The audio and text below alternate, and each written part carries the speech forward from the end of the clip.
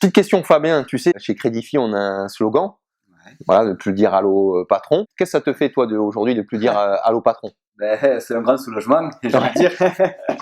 Voilà, comme on dit, c'est vrai que moi je suis brut de décoffrage, le patron je l'ai plus à mes basques, et c'est vrai que, comme j'ai pu dire, voilà, c'est l'avantage d'être indépendant, c'est qu'on a de compte à rendre personne, on travaille pour soi, et on est payé en fonction de nos résultats. Voilà, tout simplement. Super.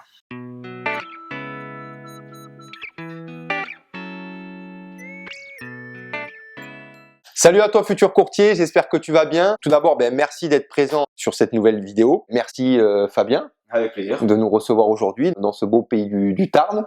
Voilà, donc l'idée, c'est qu'en fait, je puisse te présenter différentes typologies de profils, des jeunes, des moins jeunes, femmes, hommes, que tu puisses tout simplement en fait te projeter plus facilement dans mon métier, dans mon activité. Tout d'abord, Fabien, est-ce que tu pourrais te présenter simplement en quelques mots? En quelques mots, j'ai 38 ans, je vis en concubinage, j'ai 2 enfants de 7 ans et 4 ans. Donc, voilà, donc, je vis dans le Tarn, dans le 89. D'accord. T'es originaire de la région? Oui, tout à fait, ouais, j'ai toujours vécu dans la région tarnaise. D'accord. Donc voilà. Donc un pur produit du terroir. Voilà, un pur produit du terroir, excellent. dans la ruralité. Excellent. Voilà. Ok. Est-ce que tu pourrais rapidement, en quelques mots, nous expliquer donc ton parcours, éventuellement, je sais pas si tu as fait des études ou pas, enfin voilà. Nous raconter un petit peu. En fait, j'ai un bac plus 2 dans la vente. J'ai eu plusieurs expériences professionnelles, que ce soit aussi bien dans le commerce sédentaire que dans le commerce itinérant, donc en tant que commercial, bien évidemment. J'ai après fait d'autres expériences professionnelles qui n'avaient rien à voir avec la vente, mais c'est vrai qu'aujourd'hui, je m'épanouis pleinement dans mon métier de courtier en revente de crédit qui est à ce jour. Ça fait combien de temps que tu as rejoint le réseau? Là, ça fait maintenant depuis avril 2018, donc ça va faire 2 ans. Là, ça fait 2 ans, on va dire cette année que j'ai rejoint le réseau. Est-ce que tu peux nous expliquer comment t'en es arrivé là, comment on s'est connus, enfin voilà. Le début. Le début de notre histoire. Ouais. Tout simplement, j'étais commercial, donc je vendais des contrats d'électricité, gaz pour un groupe énergétique. Et puis j'ai vu passer donc l'annonce comme quoi vous recrutiez des courtiers en rachat de crédit. Donc c'est vrai que n'étant pas de la finance à proprement parler, j'ai postulé, j'ai dit j'ai rien à perdre, on peut toujours tenter l'expérience. J'ai suivi donc la formation IOBSP qui permet justement de faire ce métier-là de courtier. Ok, mais avant de postuler pour ce poste de courtier en crédit, toi tu t'étais déjà fait peut-être une image du métier? Non, pas spécialement, parce que c'est vrai que courtier c'était un domaine qui était assez vague à mon esprit, puisque moi je connaissais juste mon banquier pour les comptes courants, etc. Mais j'avais pas forcément, on va dire, de lien direct avec le monde du courtage. Je ne connaissais pas cette profession à la base. Ok. En fait, moi, c'est vrai qu'avant d'être donc courtier, j'ai fait, comme on dit, le CV est long comme le bras. J'ai fait beaucoup d'activités. J'étais dans différentes usines, travaillé à la chaîne en faisant les 2-8, etc. Donc 5h du matin, 13h, 21h. Donc c'est vrai que bon, c'est des horaires qui sont pas idéales pour une vie de famille, les enfants et tout. J'ai fait comme je disais précédemment plusieurs métiers de commerciaux. Donc j'étais vendeur à Intersport, j'étais commercial à l'assurance. Enfin, j'ai fait vraiment de tout. Du moment que je voulais travailler, quelle que soit l'activité professionnelle qu'on me posait en intérim, en contrat, en CDD, en CDI, je prenais, j'ai toujours travaillé. Et c'est vrai que le fait d'être maintenant indépendant, si je peux, je ne reviendrai pas salarié. En arrière. Voilà, ok. Et du coup, qu'est-ce qui t'a motivé à te lancer dans cette activité? Surtout, c'est d'être indépendant, de plus avoir à répondre de quelqu'un hiérarchiquement parlant. Le fait d'être indépendant, d'être donc à son compte. C'est ça qui t'a donné envie de répondre à l'annonce. Voilà. J'étais toujours salarié, que ce soit en contrat ou en intérim, donc toujours avoir une hiérarchie au-dessus de moi qui faisait que on avait des ordres à respecter, etc. Donc le fait d'être indépendant, de pouvoir, on va dire, s'organiser son emploi du temps comme on le souhaite, en fonction on va dire des impératifs familiaux ou autres qui faisaient que on pouvait s'organiser son planning à bon escient. C'est ça qui m'a attiré, on va dire, dans un premier temps. Et bien évidemment, c'est le fait que ce métier peut être très rémunérateur aussi si on travaille correctement. Mais une question qui me vient, ça t'a pas fait peur quand même de te lancer comme ça en indépendance? Parce que c'est quelque chose qui, je sais, peut faire peur à pas mal de personnes, je pense, qui nous regardent aujourd'hui. Faire peur, oui et non, j'ai envie de dire. Quand on est motivé à atteindre des objectifs, ce qui est le cas pour moi, il faut persévérer, on va dire, et donc se donner les moyens d'arriver à ce qu'on veut. Aussi, ce qu'il faut dire par rapport à ce métier, c'est que l'avantage que le cabinet Crédify propose, c'est donc la formation IOBSP de niveau 1. Ouais, c'est ça, niveau 1. Niveau 1, qui permet donc de tout connaître au niveau du domaine financier pour aborder donc ce métier. Je précise donc à nos spectateurs que donc la formation IOBSP donc niveau 1 est en gros le sésame pour pouvoir exercer l'activité de courtier. Voilà. C'est donc une formation en e-learning. Donc voilà. e-learning, pour ceux qui connaissent pas, donc c'est on a 150 heures à faire devant son PC, des cours théoriques après des questionnaires questions multiples. Ouais. Et après on a un questionnaire final avec un pourcentage de réussite qu'il faut avoir pour valider cette formation. Et après, donc venir dans les locaux de Crédify pour passer le présentiel pour valider une bonne fois pour toutes cette formation. Et est-ce que cette formation elle a été compliquée à passer, toi qui n'avais aucune expérience dans le domaine financier? Non, en soi les cours sont bien structuré au niveau de l'apprentissage. Donc c'est vrai que chaque point est bien abordé au niveau de la réglementation et de la législation financière. Ouais. Ça m'a permis de rentrer dans le vif du sujet. Okay. Et donc d'apprendre ce métier de la finance. D'accord. Et cette formation, tu l'as passée en combien de temps, les 150 heures? Tu as pu les valider en combien de temps? En un mois. C'est en un mois? Un mois de formation. Ok. Voilà, un mois de donc formation. Vous voyez, en un mois, donc Fabien, voilà, comme il le dit, il a pu donc valider sa formation. Et du coup, après, derrière, rentrer dans le vif du sujet. Voilà, donc le vif du sujet, c'était les leads qu'on pouvait se procurer via le cabinet. Donc les leads, voilà, ouais. Je te laisse expliquer. Non, vas-y. Ouais, donc du coup, les leads, c'est en fait, ce sont des gens qui font des simulations de regroupement de crédits ou de projets immobiliers ou sur de besoins Internet. de trésorerie sur Internet via un formulaire et qui sont donc du coup dispatchés, on va dire, auprès des mandataires du réseau afin que nous on puisse les traiter en direct. Alors, si c'est des, on va dire des prospects, si je peux me permettre, qui sont proches de chez nous, donc se déplacer à domicile pour faire une étude de faisabilité sur le projet en lui-même, ou à ce moment-là, s'ils sont un peu trop loin de notre domicile, traiter directement le lead en question par téléphone, par mail, par échange. À distance. À distance. Donc ça marche aussi à distance. Voilà, ça marche également, que ce soit en physique ou à distance.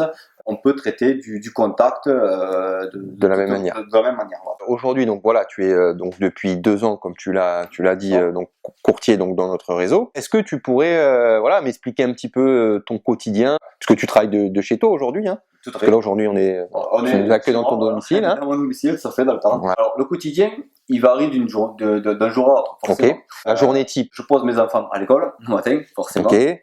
C'est l'avantage d'être indépendant, donc du coup de se libérer du temps pour ce genre d'impératifs familiaux. Soit j'ai des rendez-vous que j'ai pu me positionner en traitant du lead en direct, à distance, peu importe. Soit je le fais de chez moi, soit je me passe en rendez-vous physique. D'accord. Il faut essayer d'aller chercher ce qu'on appelle du contact pour qu'on puisse après avoir justement matière à travailler et du coup constituer un maximum de dossiers pour avoir un fond de roulement au niveau de la rémunération. Ok, c'est vrai que tu m'expliquais que ce qui a été compliqué, enfin si on devait sortir un point négatif ou compliqué dans notre métier, c'était ce fameux fond de roulement. Est-ce que tu peux l'expliquer? Vous, courtier qui voulez démarrer l'activité, il ne faut pas s'attendre à toucher 2, 3, 4 000 euros dès que vous commencez l'activité. Le temps de finaliser donc les premiers dossiers, on a un petit temps de latence. C'est vrai qu'il faut prévoir peut-être un petit pécule de côté pour pouvoir faire front sur les premières semaines d'activité. Voilà, les premières semaines, voire les premiers mois d'activité, c'est vrai que si vous avez la possibilité d'avoir droit au chômage, le conseil que moi je peux vous donner, et l'erreur que j'ai faite à l'époque, quand on aura donc à l'ARS, donc c'est l'aide justement pour commencer l'activité,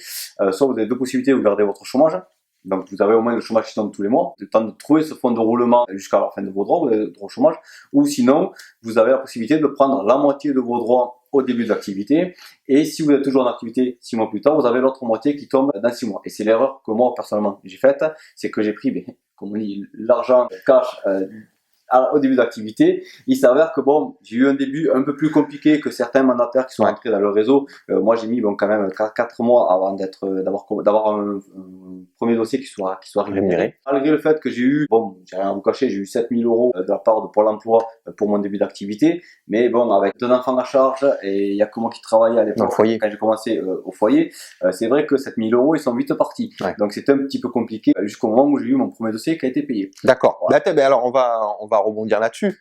Ton premier dossier justement, est-ce que tu t'en rappelles déjà au niveau du mandat, de la rémunération? Au niveau de mon premier mandat, j'ai pris brut donc 2800 euros sur un dossier, donc c'est un dossier hypothécaire, donc c'est pour ça que ça avait mis du temps, un peu de temps à se débloquer. À se débloquer, forcément, il y a le passage chez le notaire et tout. Il faut savoir que derrière vous avez donc la partie URSSAF à payer. Donc la première année vous êtes à 5,5% de charge, ça faisait grosso modo 2500 euros dans ma poche. Voilà.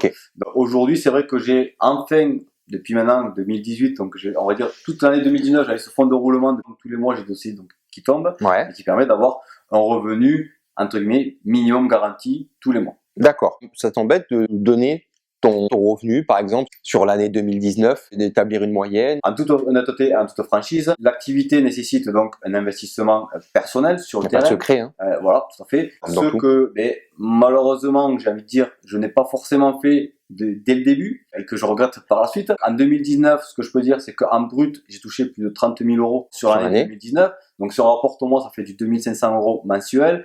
Donc, net, grosso modo, ça fait du 2200-2300 euros en enlevant la partie URSSAF. À ce niveau-là, du coup, est-ce que toi, tu t'y retrouves? Qu'est-ce que tu peux dire à ce sujet-là, au niveau de ta rémunération globale? À l'époque où j'étais salarié, je n'ai jamais touché autant d'argent mensuellement parlant grâce à cette activité. Après, c'est sûr que si je pouvais toucher 60 000, d'ailleurs c'est l'objectif de cette année, c'est doubler mes revenus en 2020. Ouais, parce que je te coupe encore. Sur 2020, est-ce que tu pourrais me donner parce que là on est donc au mois de mars, hein. Là, au niveau rémunération, tu es sur quelle base? Là, pour le moment, avec le dossier qui va se finaliser à la fin du mois, sur les 3 premiers mois, je suis déjà à 14 000 euros brut de revenus. D'accord, donc tu es à la moitié déjà de ce que tu as pu faire sur toute l'année 2019. Voilà, grosso modo, c'est ça. Ok, et donc c'est lié à quoi? Peut-être certainement donc, au roulement qui a pris aujourd'hui, à l'expérience que tu as gagnée. Voilà, au fil des rendez-vous. Au bouche à oreille. Voilà, le bouche à oreille, la recommandation, le parrainage, les différents partenariats que tu as éventuellement monter. Ok, super Fabien. Donc là, tu nous as donné donc un peu, on va dire, le point noir, on va dire, donc le roulement pour démarrer au début.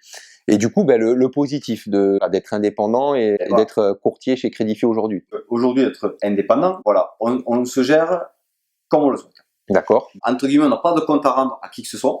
Ouais. On s'autogère. C'est de l'autogestion, donc c'est là où il faut vraiment faire attention de ne pas tomber dans une facilité. C'est ça. Qu'il faut toujours rester réactif. Sinon, après, on s'en sort pas, hein, malheureusement. C'est la réalité des choses qui veut ça. Voilà. J'ai mon fils qui a entraînement le mercredi de 14h à 15h30 au foot. Je peux l'amener au foot. Demain, j'ai ma fille qui est malade. Elle ne peut pas aller à l'école. Je peux la garder à la maison. Bien évidemment, si j'ai pas de rendez-vous, sinon je déplace le rendez-vous pour pouvoir rester à la maison. Alors qu'en étant salarié, c'est des choses que malheureusement on ne peut pas faire, il faut se débrouiller pour faire garder les gosses, etc. Ouais.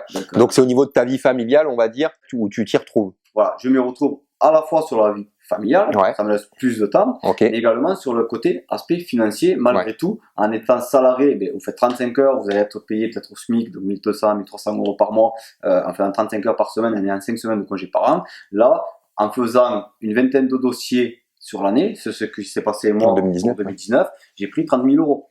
Si vous faites la balance des deux, c'est sûr qu'il n'y a pas photo. Petite question Fabien, selon toi, donc tu as quand même ces 2 ans d'expérience, quelles sont les qualités requises pour pouvoir être un bon courtier? Il faut avoir, on va dire, du bon relationnel. Il faut être sociable, être très respectueux des gens, parce que des fois on rencontre des typologies de clients où on voit un petit peu comme le sauveur. Donc il faut vraiment avoir un peu d'empathie, être rigoureux, surtout dans le travail, parce que faire des photos, prendre des scans, des documents pour constituer le dossier, ce n'est pas ça le métier. Ça, c'est la partie émergée de l'iceberg. Après, derrière, il y a tout un travail vraiment approfondi qu'il faut faire. Faut faire l'étude de faisabilité. Faut, on va dire, faire une belle synthèse quand on constitue le dossier pour que les analystes au cabinet puissent vraiment comprendre la situation du client que eux, ils ne connaissent pas. Après, pour les leads qu'on traite à distance, là, c'est pareil, c'est un climat de confiance qu'il faut instaurer parce que les gens ne vous voient pas. Sauf si vous appelez les gens en visio, du coup, pour qu'ils puissent vous voir. Des fois, c'est pas plus mal. Voilà, si le cabinet demande des pièces complémentaires sur tel ou tel dossier, il faut pas laisser traîner, il faut vraiment être très réactif. Voilà, je dirais qu'il faut être rigoureux, réactif, empathique et vraiment très sociable avec un bon relationnel pour vraiment persévérer dans ce métier. Ok. Tu parlais là du cabinet des analystes. Est-ce que tu peux nous en dire plus? Parce que donc ça, c'est les salariés donc de chez Crédify. Est-ce que tu peux parler un petit peu de leur rôle rapidement? Au sein du cabinet, donc il y a plusieurs analystes financiers qui s'occupent, selon la typologie des dossiers. Il y a donc le pôle conso, donc après vous allez avoir le pôle hypothécaire, et après il y aura le pôle IMO. Au niveau du cabinet, c'est vrai que moi quand je suis en rendez-vous physique, je peux faire perdre 5-10 minutes à appeler donc l'analyste qui va pouvoir m'orienter sur tel type de dossier pour avoir une réponse claire et précise avant de constituer le dossier et de ne pas perdre de temps. Donc c'est vrai que le fait d'avoir le cabinet qui est présent à ce niveau-là, de se sentir soutenu à ce niveau-là, s'il y a le moindre problème sur la constitution de dossier, donc c'est très agréable malgré le fait qu'on soit indépendant. Il y a quand même une structure une entreprise bien structurée derrière qui suit notre évolution tout au long de... Super, donc tu es indépendant, mais voilà, tu es accompagné, tu n'es pas tout seul. Autre question un petit peu peut-être indiscrète, est-ce que tu pourrais me donner ta commission la plus importante depuis que tu es chez nous? Alors, la commission la plus importante, c'est marrant parce que elle va tomber ce fin du mois. Le plus gros mandat que j'avais pris jusqu'à présent, c'était donc un mandat à 9 000 euros. Là, c'est un mandat à 12 000 qui va tomber, donc Pas mal. alors, ça va faire 8 400 Ouais, c'est euros. beau. Voilà, Dans ta 8 poche. 400 euros dans ma poche. T'as travaillé combien de temps sur le dossier? Ce dossier, on a commencé, c'était au mois de fin octobre, donc ça fait novembre, décembre, janvier, février. Ils sont passés chez le notaire, voilà, ils sont passés chez le notaire fin février. Donc c'est sûr que ça a pris un peu de temps parce qu'on a eu un petit souci. Il y avait des offres de prêt que la banque a mis du temps à fournir. Le dossier, il était en stand-by, donc je pouvais pas avancer. Mais sinon, il y aurait un mois facile qui serait déjà finalisé, quoi. Ok. Donc si tu devais t'adresser donc aux personnes qui nous regardent aujourd'hui et qui hésiteraient, voilà, à se lancer dans l'aventure Crédify, qu'est-ce que tu pourrais leur donner comme conseil? Moi, je suis quelqu'un qui fonce. Si vous avez un tempérament de fonceur, que vous êtes, voilà, comme je disais tout à l'heure, rigoureux, que vous avez, voilà, le sens relationnel, que vous êtes sociable, etc., foncez. Vous n'avez rien à perdre. Moi, je vous dis, c'est une belle aventure qui a commencé maintenant depuis 2 ans. Malgré des débuts un peu compliqués, 2 ans après, je suis toujours là. Donc, si je suis toujours là, c'est que financièrement, je m'en sors bien et je vise encore plus haut. J'ai gagné 30 000 en 2019, je vise le double. Voilà ce que j'allais te poser comme question. Ouais, donc c'est ton objectif sur 2020, ouais, c'est 60 000. 60 000. Voilà, Bah, ça serait super. Voilà, 60 000, ça fait du 5 000 euros brut par mois. Personnellement, je suis pas quelqu'un qui vise 10 000 euros par mois, ce n'est pas mon objectif. Ouais. Moi, voilà, je veux vivre convenablement, ni plus ni moins, payer mes factures, faire plaisir à mes enfants si j'ai envie, me faire plaisir si j'ai envie, tout simplement. Voilà. Bah super, c'est un bel objectif. Bon Fabien, en tout cas, tu m'as fait un super honneur d'être le premier mandataire que j'interviewe. Avec grand plaisir. Donc merci. Donc là, pour une fois, toi qui es supporter de l'OM, tu vas pouvoir enfin dire à jamais les premiers. Là pour le coup, voilà, là je suis ok avec toi là pour cette fois-là. Bon, Donc merci franchement pour l'accueil, le déjeuner de ce midi. Ouais. Merci à madame. Et voilà, et puis ben, j'espère que l'aventure va continuer encore longtemps. Voilà. Voilà, bien tout ça, c'est tout ce que j'espère et Ouais, que nous je aussi. souhaite. Donc je fais tout pour y arriver. Et nous, on va tout faire pour continuer à t'accompagner au mieux. Et ben c'est cool. Donc, Merci Fabien. Super. Ciao. Merci à vous. Merci à vous. Donc j'espère que cette vidéo t'a plu. Tu auras un lien sous la vidéo. Voilà, donc si tu souhaites recevoir donc des informations donc pour intégrer le réseau, tu n'hésites pas. Et tu auras donc aussi les coordonnées donc de Fabien si tu souhaites éventuellement donc faire un dossier donc financement ou alors obtenir plus de renseignements. Voilà, je te remercie. À bientôt. Ciao.